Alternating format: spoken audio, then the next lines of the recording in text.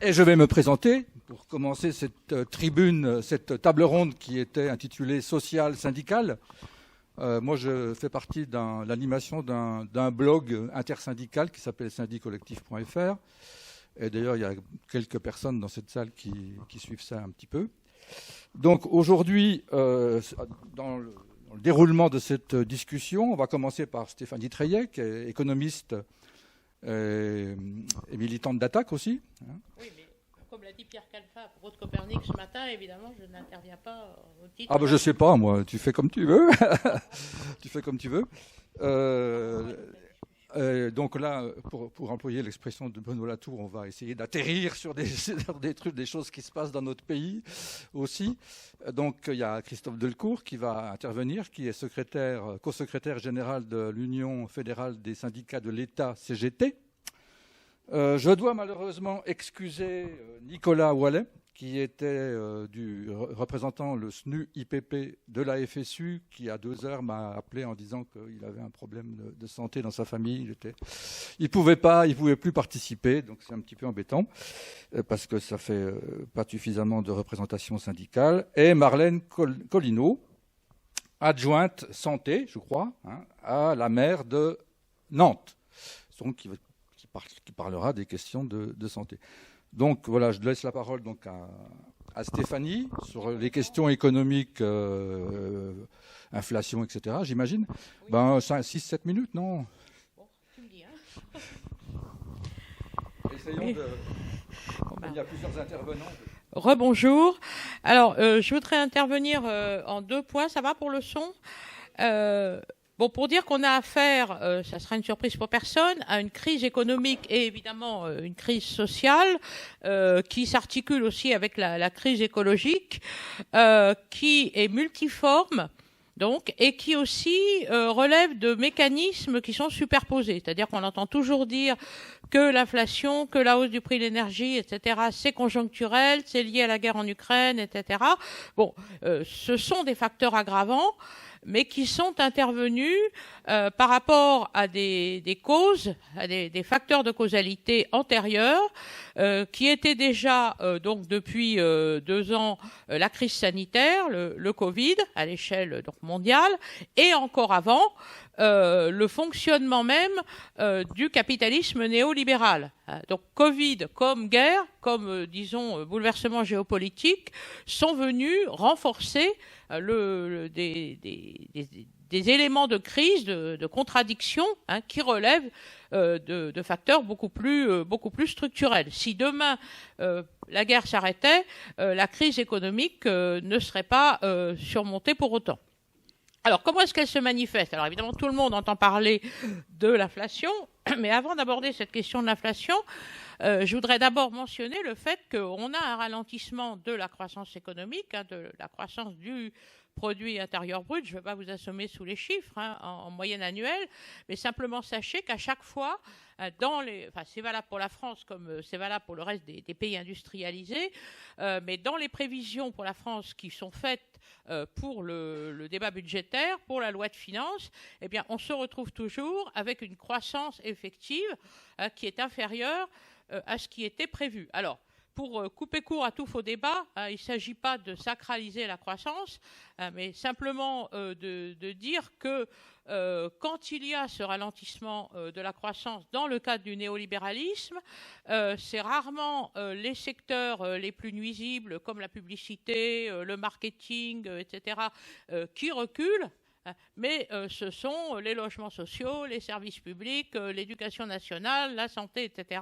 Et donc, on va avoir des tendances récessives qui vont être d'autant plus génératrices d'appauvrissement et de croissance des inégalités dans la population, et aussi rarement de sauvegarde des conditions environnementales. En général, c'est même plutôt l'inverse, dans la mesure où justement ce recul de la croissance relève de la concurrence du marché et n'est pas du tout planifié pour savoir quels seraient les secteurs qui seraient utiles et d'autres moins utiles. et donc qui s'accompagne d'une augmentation du chômage au sens large, c'est-à-dire en incluant le sous-emploi, ce qu'on appelle le halo du chômage, la précarité, etc. Chômage estimé donc au sens large à 14% donc en France de la population active. Alors pour ce qui est de l'inflation, donc l'inflation, on a eu donc cette fois à la fois comme consécutivement à la fois à la reprise de l'activité et de la consommation suite au déconfinement successif post-Covid, même si le Covid n'est pas surmonté, et d'autre part le renchérissement pour des pays comme la France, pour des pays importateurs d'énergie et de matières premières, le renchérissement du prix de ces matières premières et de ces sources d'énergie. Alors, consécutif, certes, à la guerre en Ukraine, mais consécutif aussi à ce qu'on appelle plus globalement, alors c'est un terme un petit peu économique, la désorganisation de la chaîne de valeur globale, c'est-à-dire le fait qu'il y a une interdépendance croissante de la production à l'échelle mondiale. Par exemple, votre yaourt, votre gin a franchi la planète entière avant d'arriver sur les étals des magasins, parce que tout ça, vous le savez, est décomposé en petits bouts de production entre la Chine, l'Indonésie, la France, etc. etc. Bon. Donc tout ça a été désorganisé et par la crise sanitaire et par la guerre successivement, et ça contribue aussi au renchérissement des produits importés dans un pays comme la France et à cette poussée de l'inflation.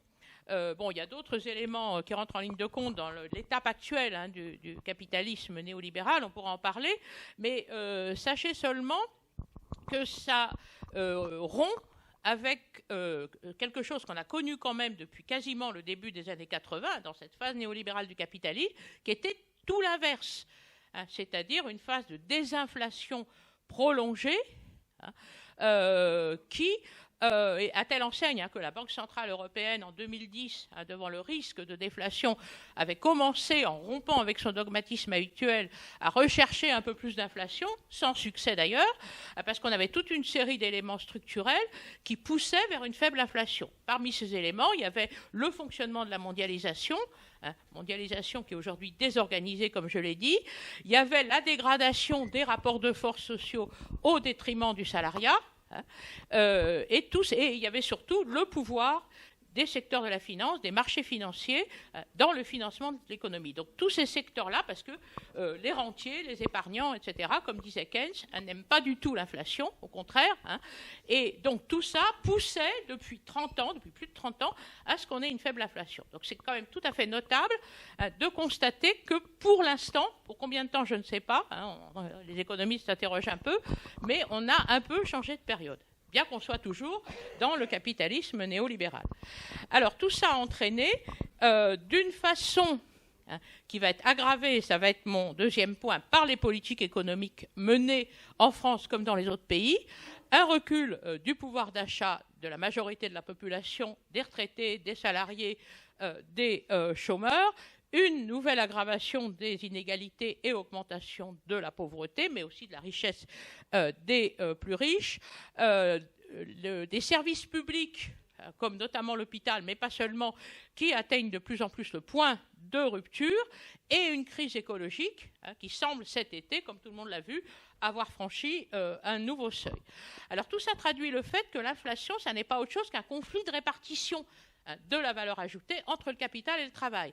Et alors, je ne veux pas interférer sur l'idée de marche contre la vie chère, sur l'idée qu'il faut un blocage des prix, etc. Mais il faut quand même qu'on se mette dans la tête que ce conflit de répartition, cette baisse du pouvoir d'achat de la majorité, c'est quand même d'abord un problème de salaire, d'augmentation des salaires. Alors ça ne veut pas dire qu'il ne faut pas un blocage des prix, mais la question est de savoir ce qu'on met au premier plan de la bataille, des campagnes. Jusqu'au début des années 80, rappelons-nous, l'inflation n'était pas le problème des salariés ni des retraités. Il y avait une indexation des salaires sur les prix qui a été abandonnée au moment du tournant de l'austérité. L'inflation était par contre, comme je l'ai dit, le problème des marchés financiers, des épargnants, des rentiers, etc. Donc il faut toujours se rappeler ça et de se mettre ça dans la tête.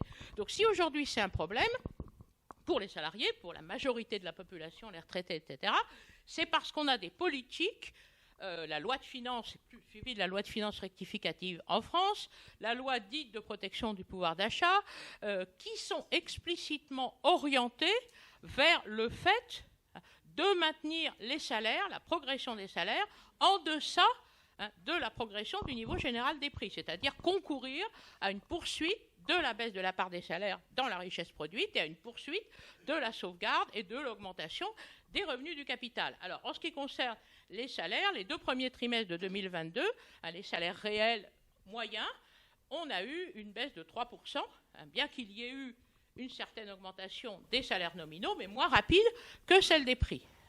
En ce qui concerne les profits, la part des profits, ils ont atteint 32%, c'est-à-dire qu'ils sont supérieurs à ce qu'ils étaient avant la crise du Covid. Alors tout ça, c'est au niveau de ce qu'on appelle la répartition primaire, c'est-à-dire avant toute redistribution, mais on a aussi, comme vous le savez, ces politiques fiscales régressives qui conduisent à défiscaliser les prélèvements sur les revenus les plus élevés, sur les patrimoines, sur l'impôt sur les sociétés, et donc à peser proportionnellement davantage sur les revenus les plus faibles, y compris par l'imposition indirecte. Alors il faut quand même savoir une chose, c'est que la politique économique actuelle, celle qui a été votée pour les 5 prochaines années et dans le budget de cette année, se situe dans la continuité exacte de la politique du précédent quinquennat, celle de 2017-2022. Or, ces politiques successives étaient et restent marquées par l'obsession et de la baisse des 10 prélèvements obligatoires et de la baisse des dépenses publiques. Or, il faut se rappeler une chose, c'est que ça ne marche pas.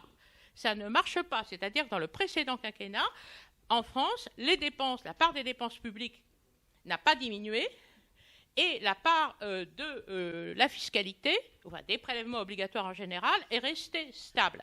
Pourquoi ? Parce qu'on ne peut pas faire autrement. Parce que c'est très difficile, dans un pays capitaliste industrialisé avec une économie complexe comme celle de la France et des autres pays de la zone euro, de mettre en application cette obsession de diminution des dépenses publiques et de prélèvements obligatoires. Il y a un seuil d'intervention de l'État qui apparaît, sauf à rentrer dans une décomposition économique et sociale complète, très difficile à franchir. Donc ça ne marche pas. Il y a un déficit public prévu de moins 5% du PIB, mais ça n'empêche pas évidemment le gouvernement de dire vous en faites pas, on va atteindre les fameux moins 3% d'ici 5 ans, évidemment au prix d'une politique d'austérité maintenue. Donc ça, il faut bien se mettre ça en tête, qu'il y a toujours ce hiatus entre ce qu'ils veulent faire au prix, évidemment, d'une aggravation de la récession, des inégalités, du chômage, enfin de tout ce qu'on a vu, et au prix aussi, évidemment, du fait de tourner le dos à toute politique sérieuse de transition écologique. Je n'ai pas eu le temps de développer, mais tout le monde voit bien que ce qui n'est pas fait au niveau social n'est pas fait non plus sérieusement au niveau écologique. Tout au plus, on a quelques mesures de greenwashing, mais qui ne répondent évidemment pas à l'urgence de la situation.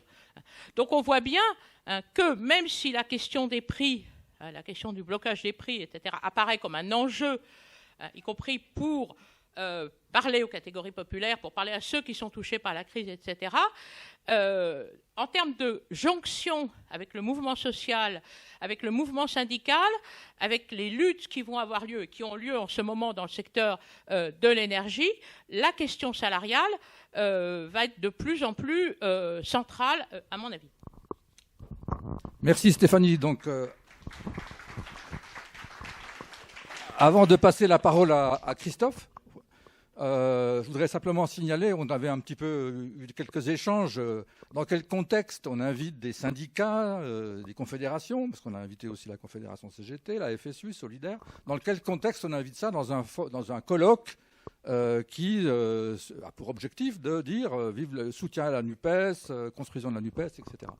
Donc on avait commencé à échanger sur ce point, et le moins qu'on puisse dire, c'est qu'il y a une accélération de la situation, dont Stéphanie vient de parler, avec le fait que le conflit des raffineries met indiscutablement au centre du débat public et politique la question des salaires, que tout le quinquennat précédent de Macron avait soigneusement cherché à enterrer, avec tous les expédients, les primes, les machins, les blocages de ceci, de cela, qui visent justement à empêcher que la question salariale soit posée dans le débat social et politique. Bon. Et donc, il y a cet appel qui, après la grève des raffineries, cet appel où l'UFSE-CGT est partie prenante, mais aussi la Confédération CGT, la FSU, Solidaire, FO, pour la journée de grève du 18 mardi, donc dans très peu de temps. Donc, je suppose que tu vas peut-être aussi en parler, Christophe. Mais ça donc on va parler de l'actualité brûlante, mais ça nous empêche peut-être pas non plus d'évoquer certaines idées qui sont discutées dans le syndicalisme depuis plusieurs mois. En particulier, par exemple, le fait que la FSU, à son dernier congrès en février, a proposé un nouvel outil syndical commun entre la CGT, FSU et Solidaire. Et je crois que dans l'UFSE-CGT, il y a des débats là-dessus, des discussions qui durent depuis longtemps. Mais bon, donc il y a ça.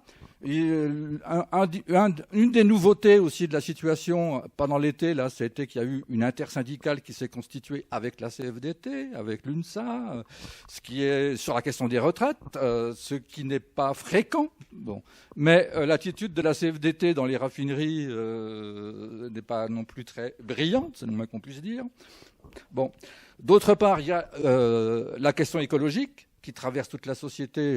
Bernard Driano en a suffisamment parlé tout à l'heure. Et donc aussi le syndicalisme. Et on avait pensé aussi éventuellement en parler, puisque plusieurs organisations syndicales, la CGT, FSU et Solidaire, sont partie prenante du collectif Plus Jamais Ça avec des associations écologiques, ce qui produit aussi pas mal de discussions sur comment dans l'industrie, dans les différents secteurs, on répond à la question écologique. Très grosse question, pas facile du tout. Et enfin, il y a le débat sur les relations toujours complexes entre le monde syndical, le monde des luttes sociales et le monde politique, avec notamment maintenant la question de la NUPES, qui permet de discuter plus sereinement qu'avant, parce qu'au moins il y a un pluralisme politique, c'est plus facile de discuter de ça. Il y a la marche du 16. J'en profite aussi pour dire qu'on avait invité à cette table ronde donc CGT, FSU et Solidaire. Solidaire a décliné l'invitation en disant que pour les mêmes raisons qu'il n'appelle pas à la marche de demain. La FSU n'appelle pas non plus, mais elle voulait venir, elle était d'accord de venir dans ce débat. Et la Confédération CGT n'appelle pas non plus demain, mais elle ne voulait pas venir à ce débat. Et c'est l'UFSE-CGT, le syndicat de la fonction publique, qui est représenté maintenant par Christophe Delecourt, co-secrétaire général, avec une autre, dont tu vas parler peut-être, membre du bureau confédéral. Oui, bonjour à toutes et à tous. Alors, j'ai envie de dire d'abord que, me semble-t-il, notre réflexion, c'est que le conflit au sein de la pétrochimie, c'est le conflit qu'il nous faut construire dans l'ensemble des branches professionnelles et dans les territoires. Je vais essayer de m'en expliquer. Donc moi, effectivement, je suis en modeste responsabilité au niveau du versant État de la fonction publique. Si on regarde ce qui se passe dans la pétrochimie, même si les choses sont tout à fait exacerbées, s'agissant donc du binôme réquisition-droit de grève, quand on regarde ce qui se passe dans la fonction publique sur la thématique des droits et libertés, ça fait plus que résonance. Il faut savoir par exemple que la question du droit de grève dans le versant État de la fonction publique, eh bien, c'est un droit qui est interdit à un certain nombre de personnels. Et c'est un droit qui fait aussi l'objet de restrictions. Et si on regarde l'actualité la plus immédiate, je vais prendre donc peut-être 2 exemples pour qu'on mesure les attaques dont nous faisons l'objet y compris dans le cadre de l'exercice donc de nos activités professionnelles. Je vais penser à mon camarade Anthony Smith, inspecteur du travail, qui en fait a été sanctionné parce que de notre point de vue, il faisait correctement son travail, mais ce travail posait problème au capital, je vais le dire comme ça parce que nous n'avons pas le temps. Et dans l'actualité donc la plus récente, dans la sphère donc de l'éducation nationale, il se trouve qu'on a un camarade donc de Solidaire, de Sud Éducation, qui fait l'objet donc d'un déplacement d'office, mais dans la réalité, c'est présenté ce déplacement d'office dans l'intérêt du service. Dans la réalité, ce que nous savons toutes et tous, c'est que c'est une sanction s'agissant donc de son activité syndicale. Le deuxième élément sur lequel je voulais intervenir, toujours à partir donc de ce qui se déroule dans le secteur de la pétrochimie, et Stéphanie a fait un développement que je partage totalement. Quelle est la situation salariale dans la fonction publique ? C'est totalement stupéfiant, notre situation. Puisque depuis le mois de juin de l'année 2010 et jusqu'à aujourd'hui, nous subissons un quasi-gel de la valeur du point. Le point, c'est ce qui fait le salaire, je vais simplifier, dans la fonction publique, à part donc deux augmentations, deux revalorisations de la valeur du point à l'époque du ministère Le Branchu, 2 fois 0,6. Et puis ce qui vient de se dérouler donc avec Guérini, 3,5. Et dans le prolongement de ce qui a été dit donc par Stéphanie, c'est tout à fait stupéfiant de constater qu'on nous explique que c'est une revalorisation inférieure donc au taux de l'inflation. Et donc, de fait, on nous explique que le mouvement de paupérisation des personnels de la fonction publique va se poursuivre. Donc, on voit bien là qu'on a un contentieux salarial, et je pourrais développer dans d'autres branches professionnelles, qui est donc gigantesque. Troisième élément peut-être sur ce conflit. Est-ce que quelque part ce conflit ne pose pas la question, ne repose pas, je ne sais pas comment vous voudrez que l'on dise in fine, du statut même de ces entreprises. C'est-à-dire qu'on a là en fait un des secteurs du secteur donc de l'énergie, où on a des logiques donc totalement privées. Nous, dans la CGT, on pense que c'est un des secteurs parmi d'autres qui doit rentrer dans une logique à minima, on pourrait peut-être aller plus loin, mais je ne vais pas le faire, de pôle public, par exemple, de l'énergie. Je pense que ce conflit pose aussi cette question dans la réalité. Et on voit bien ce qui est en train de se dérouler, j'ouvre une parenthèse que je referme de suite, voire même ce qui s'est déroulé donc, maintenant dans une séquence relativement donc, longue, et ça fait là aussi, me semble-t-il, écho à l'intervention de Stéphanie, c'est finalement les conséquences du phénomène de libéralisation des produits donc, de l'énergie, qui est devenu donc cette extraordinaire donc, entreprise EDF-GDF. Et est-ce qu'on n'a pas intérêt, à partir donc du conflit qui est en cours dans la pétrochimie, in fine de dire que c'est un conflit, donc chez nous évidemment ça parle beaucoup et vice-versa, qui repose la question au sein de la société française, mais j'écoutais avec beaucoup d'intérêt l'orateur précédent, qui repose cette question en fait de ce qui doit relever du public, des biens communs. Il y a 150 000 clés d'entrée dans ce débat, à l'échelle en fait nationale, mais aussi en fait à l'échelle internationale et européenne. Et pour nous, il y a un quatrième élément, je vais quand même le dire, c'est ce qu'a dit Stéphanie, sur on en est où de l'évolution des finances publiques dans une société comme la nôtre. Je m'arrête 2 secondes. Ma camarade va ensuite s'exprimer, je le dis.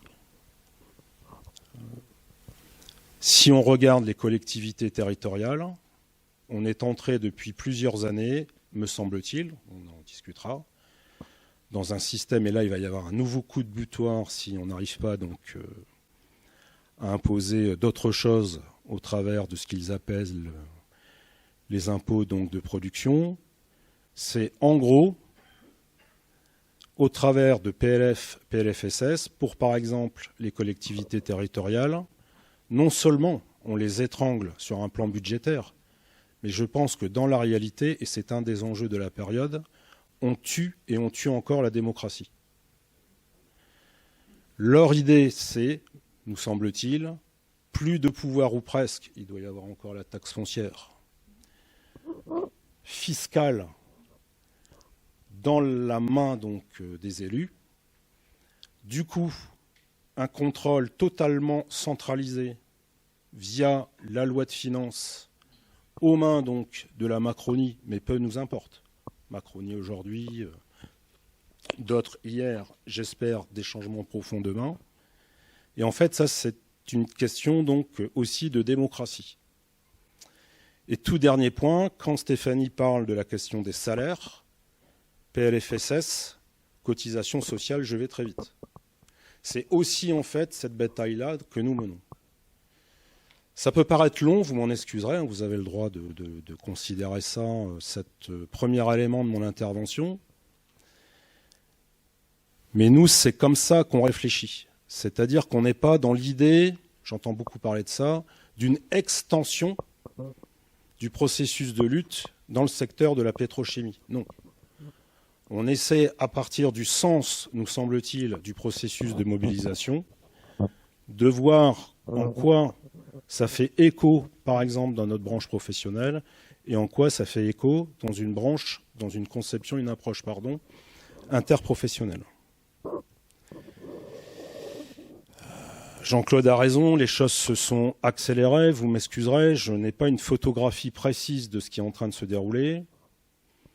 Vous avez vu ce qui se passe, puisque les médias, même s'il faut beaucoup s'en méfier, disent un certain nombre de choses, pas tout le temps inexactes, sur comment évolue donc le conflit donc dans la pétrochimie. Moi, ce que je peux vous dire, c'est que, à l'évidence, dans le secteur mine et énergie, et plus particulièrement donc les salariés des centrales nucléaires, il est en train donc de se dérouler quelque chose. 3, pour celles et ceux, un véritable clin d'œil qui connaissent un peu la CGT, je pense que dans le secteur des ports et docks, il va se dérouler des choses puissantes, puisque qu'on le veuille ou non, je suis respectueux de l'ensemble des organisations syndicales. Nous sommes encore une organisation donc influente dans ce secteur-là. Et le pari qu'on fait, et c'est pour ça que j'ai fait un premier temps dans mon intervention, c'est une capacité, à la condition qu'on puisse nourrir le débat et donner les clés aux salariés, de se mettre donc dans des processus de mobilisation.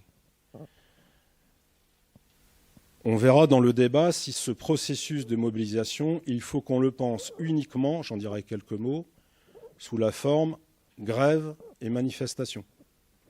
Il y a une question qui se pose à nous sur notre rapport à la grève et à la manifestation, parce que moi je ne vais pas vous dire que par exemple dans le secteur de la fonction publique, les choses sont faciles. Les choses sont extrêmement donc difficiles.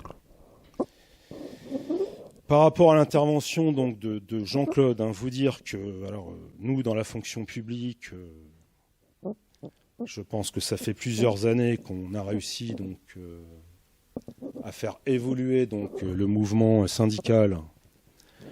Vous dire qu'on essaie nous depuis donc plusieurs années de travailler la dimension unitaire. J'aurai pas le temps de développer.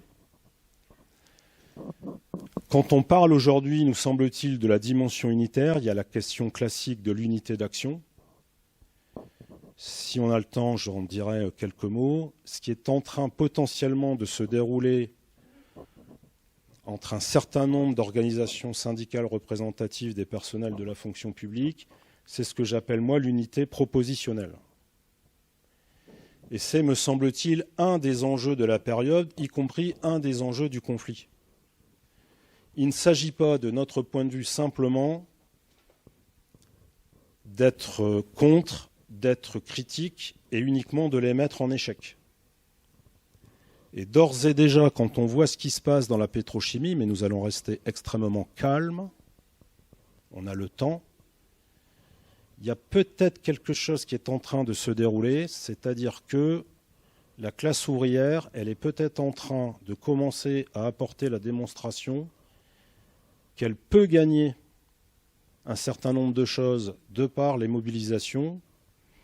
Et par ailleurs, on traverse une fois de plus avec une acuité qui ne cesse d'être de plus en plus forte. On traverse un moment où la bataille idéologique, elle est extrêmement importante et on voit bien que, au travers donc de la question salariale, comme le disait Stéphanie, c'est une certaine capacité à ramener le fait qu'on reste, qu'on le veuille ou non, dans l'affrontement de classe et sur la problématique de l'appropriation, capital, travail, appropriation, donc des richesses produites. Donc nous, ce qu'on essaie de faire dans un cadre unitaire, c'est une conjugaison de l'unité d'action, de l'unité propositionnelle. Mon dernier point, autrement je risque de me faire gronder. On ne peut pas demander, je vais le dire comme ça, on ne peut pas demander aux organisations syndicales, quelles que soient ces organisations syndicales, de dire « Ok, si on co-construit quelque chose, ça se fera à telle date et sur 2 mots d'ordre ». Ça, ce n'est pas possible, c'est malheureusement, nous semble-t-il, ce qui s'est produit. Nous, on a dépassé ça dans notre organisation. Mais je le dis, si nous voulons réinventer, et nous pensons-nous que c'est absolument nécessaire, y compris à un moment donné où toutes les sociétés européennes, et pas que, sont sous le joug potentiel de l'extrême droite et de la droite extrême. Si nous voulons réinventer, et il faut le faire, les rapports entre le syndicalisme, le social au sens transcendant de la seule dimension syndicale et la politique, il faut qu'on apprenne à travailler ensemble et il y a une problématique de méthode qui se passe à nous, ça c'est le premier élément. Le deuxième élément, me semble-t-il,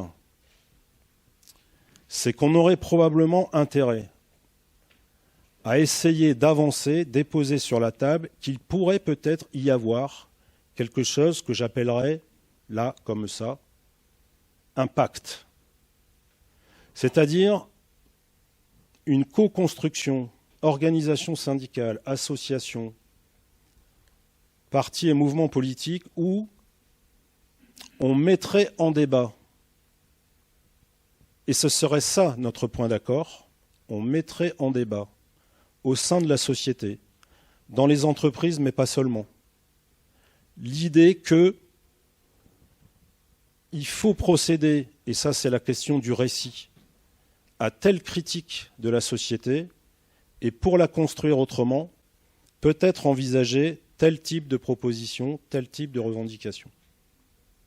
Je le dis, ce n'est pas simplement se mettre d'accord au sommet, pas du tout. L'idée, c'est de se mettre d'accord sur une critique, un récit développant cette critique, probablement des possibilités alternatives, mais on fait, comme on dit chez nous, avec les gens.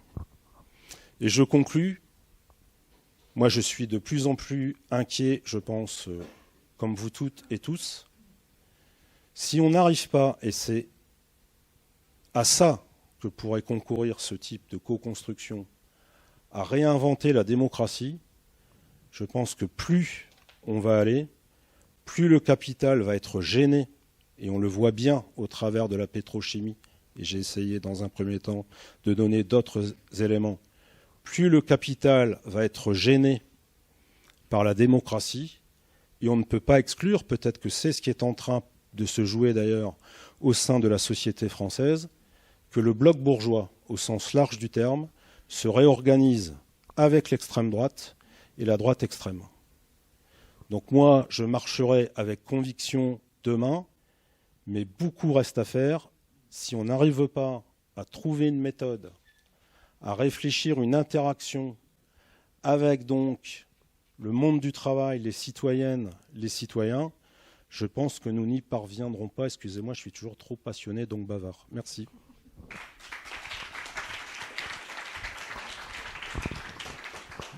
Merci Christophe. Je suppose que ça va déclencher pas mal de discussions. Et donc je passe la parole à Marlène Collineau, élue à Nantes. Oui, merci. Rebonjour. Peut-être je vais dire quand même un mot pour essayer de te répondre, mais je sais que ce sera largement discuté ensuite et je pense que c'est tout à fait souhaitable. On évoquait un peu ce matin cette question de lien entre les organisations syndicales et les organisations politiques. Moi, je pense qu'en tout cas, dans le moment que l'on vit, et tu le disais, on a un intérêt stratégique à réussir à travailler ensemble, mais on a aussi, moi je crois, une réelle porte ouverte et on peut gagner des choses. Et je pense que sur la question des salaires, alors pour tout un tas de raisons, bonnes, mauvaises, qui sont aussi liées à la situation particulière dans laquelle on est, hyper inflationniste, on a, je crois, une fenêtre de tir et on est en capacité de gagner. Ce qui fait que d'autant plus, on doit, il me semble, se donner comme objectif de travailler ensemble, de faire en sorte que la bataille qui joue dans la rue, portée par les organisations syndicales, elle puisse être retranscrite à la fois par nos organisations politiques et puis aussi qu'elle puisse s'incarner dans une bataille des parlementaires. On parlait de la place des députés de la NUPES ce matin. Ils ont commencé à ouvrir aussi un bout de la bataille avant l'été sur le sujet des salaires. C'était important. Je pense que ça a aussi permis à une partie de gens qui se reconnaissent soit de gauche ou soit même des salariés de ce pays, voilà, de se sentir un peu fiers d'entendre enfin une parole politique qui disait la question des salaires, c'est une question centrale et c'est quelque chose qui, en effet, était quand même franchement éludé parce que ça avait été le choix du pouvoir en place que d'occulter complètement cette question. Où sincèrement, je pense qu'il y a une partie du salariés qui disaient que ça n'était même plus possible d'obtenir des augmentations de salaire. Et donc je trouve que ça replace en effet la question au bon endroit de ce qui est en fait simplement le partage entre le travail et le capital, là où une partie du salariat encore, je crois, sur le dernier quinquennat, avait tendance à se retourner vers le gouvernement uniquement et pas vers le patronat pour réclamer des augmentations de salaire. Et donc je pense qu'on a remis les choses au bon endroit. Donc je pense qu'il faut qu'on arrive à continuer cette discussion. Alors, moi, j'avais prévu de dire quelques mots sur la santé. Pourquoi ? Parce que dans les enjeux et les urgences sociales, évidemment, il y a la question du salaire. Et puis, étant élu à la ville de Nantes à la santé, voilà, je voulais pouvoir ouvrir la discussion sur ce sujet. Ça recoupe ce que tu disais tout à l'heure sur les secteurs stratégiques et puis tous ces métiers essentiels. Comment voilà, le sujet de la santé redevient aussi un lieu où on parle service public, où on parte des besoins de la population et non pas des calculs, des tableurs Excel des hauts fonctionnaires. On a un sujet qui est lié à la crise sanitaire, mais pas que, qui est la question de l'état de santé général de la population. Notamment, et vous le savez, les chiffres sur la question de la santé mentale sont extrêmement mauvais. On a un état de la population qui s'est dégradé fortement. Couplé à d'autres enjeux qui sont des enjeux structurels et qui sont importants, la question du vieillissement de la population, et c'est tant mieux, les gens vivent plus longtemps, plus vieux, mais ça veut dire qu'il y a des questions de prise en charge particulière sur l'accompagnement en santé, et puis une augmentation des maladies chroniques. Voilà, donc on a des sujets où de fait on a besoin davantage qu'avant de prise en charge en santé et de professionnels de santé.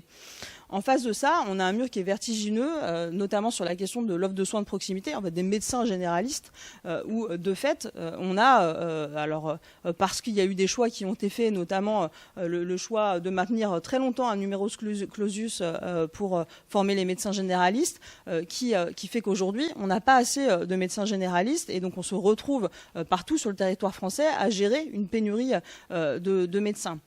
C'est un réel sujet, d'autant plus qu'on a des médecins qui sont de plus en plus âgés. Alors moi, si je prends l'exemple à Nantes, à l'échelle Nantes Métropole, donc qui est l'échelon intercommunal, on a aujourd'hui 25% des médecins généralistes qui exercent qui ont plus de 60 ans. Ce qui veut dire que très concrètement, on a 25% des médecins qui sont amenés à partir à la retraite dans les certainement 5-8 années à venir, puisqu'ils partent plutôt en retraite entre 65 et 68 ans. Quand en général un médecin généraliste part en retraite, souvent, au vu de ce qu'était son exercice habituellement, il faisait 70 heures semaine, 80 heures semaine, il en faudrait 2 pour réussir à suivre le même nombre de patients. Donc on voit bien qu'on a un enjeu vertigineux de quelle prise en charge en bas de chez soi, dans sa commune, par un médecin généraliste. En face, on a un hôpital qui, de fait, s'effondre. Ça, c'est pareil, on l'a tous vu avec la crise sanitaire, mais ce n'est pas un sujet qui est nouveau. La question de l'effondrement structurel de l'hôpital, c'est quelque chose qui est ancien, et notamment avec un sujet qui est un sujet majeur, qui est celui de l'attractivité des métiers en santé. Donc, on n'arrive plus à recruter d'aides-soignantes, on n'arrive plus à recruter d'infirmières, voire on n'arrive plus à les former, c'est-à-dire que c'est des métiers qui n'attirent plus, parce que dans lesquels les jeunes ne veulent plus entrer, parce que évidemment, la question du salaire, une fois de plus, n'est pas à la hauteur de ce qu'on exige de ces professionnels du soin et de l'accompagnement. On a... je suis élue à la ville de Nantes, donc du coup, on a la question aussi de la place des pouvoirs locaux sur ces sujets de santé. On voit bien qu'il y a une attente de la part de la population et que... souvent, ils viennent nous voir, nous, avant, évidemment, de s'adresser, j'allais dire, aux agences régionales de santé. Qui les connaît, elles n'existent pas. Et donc, on a la population qui, de fait, vient nous voir régulièrement sur ce sujet. La compétence santé, pour une collectivité, ça n'existe pas. On parlait tout à l'heure de la question du pouvoir local. De fait, il n'y a pas de compétences en santé pour une ville. Alors évidemment, vous me direz, la loi NOTRe, elle fait que les communes ont sauvegardé leur clause de compétence générale. Donc de fait, elles peuvent avoir une action sur tout un certain nombre de politiques publiques, même si ça ne relève pas de leurs compétences.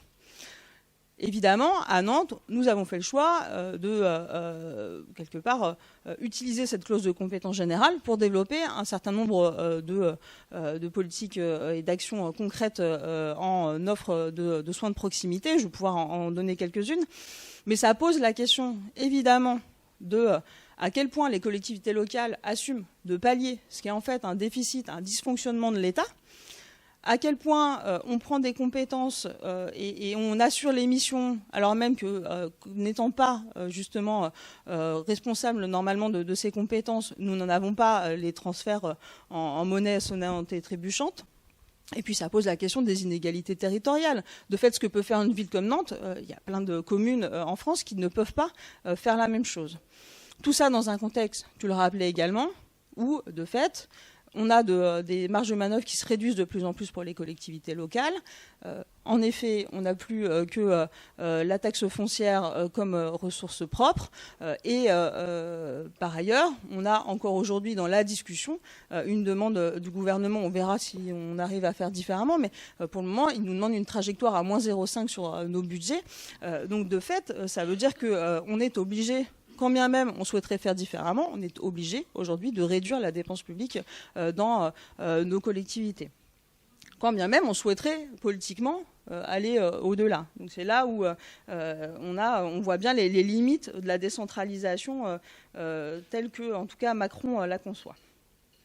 Donc sur l'action municipale, on a fait le choix sur ce mandat vraiment d'axer sur comment une personne peut accéder en bas de chez elle aux soins de proximité. Alors ça veut dire mettre en place des métiers nouveaux. Je pense que c'est intéressant de le partager ici parce que ça veut dire qu'on peut faire des choses. Et donc on met en place des médiateurs en santé qui sont vraiment, pour le coup, des personnes dont le métier, c'est de pouvoir accompagner quelqu'un pour ouvrir ses droits en santé, puisque un certain nombre de personnes ne connaissent même pas leurs droits en santé.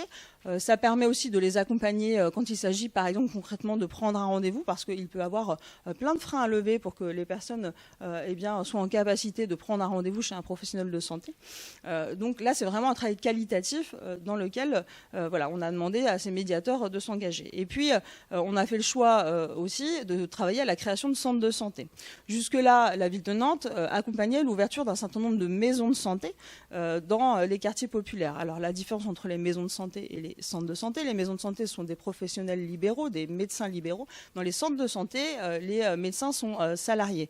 Nous, on en arrive à un moment où dans certains quartiers de la ville de Nantes, il n'y a même plus de médecins libéraux qui veulent venir exercer, même dans des bonnes conditions, même si, entre guillemets, on les attire, même si on leur promet des bonnes conditions d'exercice, avec un certain nombre de collègues, dans des beaux locaux. On n'en est plus là. Il y a des endroits où l'état de la population fait que, en effet, c'est compliqué d'exercer, c'est plus long, c'est des consultations qui sont plus longues, pas de même nature que quand on travaille auprès d'une population qui va mieux.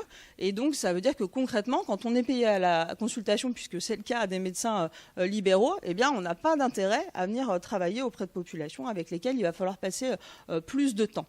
Et donc, ce temps-là, en fait, il vaut mieux avoir des médecins qui sont salariés parce que, du coup, ils ont le temps, ils ne sont pas payés à la consultation, ils sont payés comme tout à chacun, comme le fonctionnaire qui fait sa journée.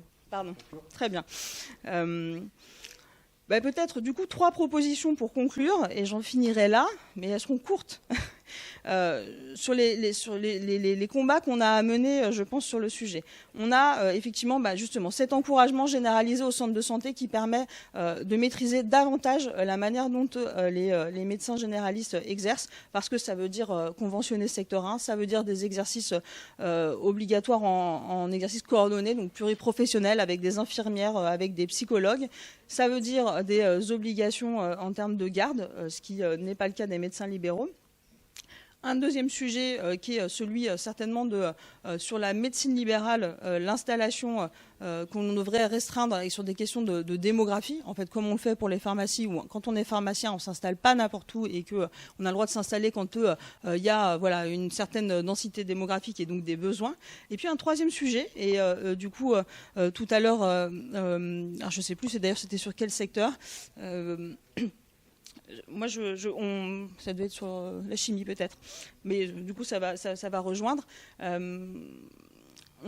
On évoquait ce matin la manière dont, par exemple, on peut se poser la question de l'ajustement du programme de la NUPES. Dans le programme de la NUPES, il y a un projet de pôle public de médicaments. Moi, je pense qu'il faut un pôle socialisé du médicament. Je pense que sur ce sujet-là, si à un moment on veut rendre du pouvoir aux travailleurs, si on veut faire en sorte aussi qu'il y ait une confiance réelle entre la question de la production du médicament et son usage en France, il faut un pôle socialisé. Donc ça pourrait être un beau projet à porter. C'est évidemment ambitieux, c'est évidemment pas tout à fait dans l'air du temps, mais cela étant, ça permet de rendre du pouvoir concrètement aux salariés de ce pays. Merci.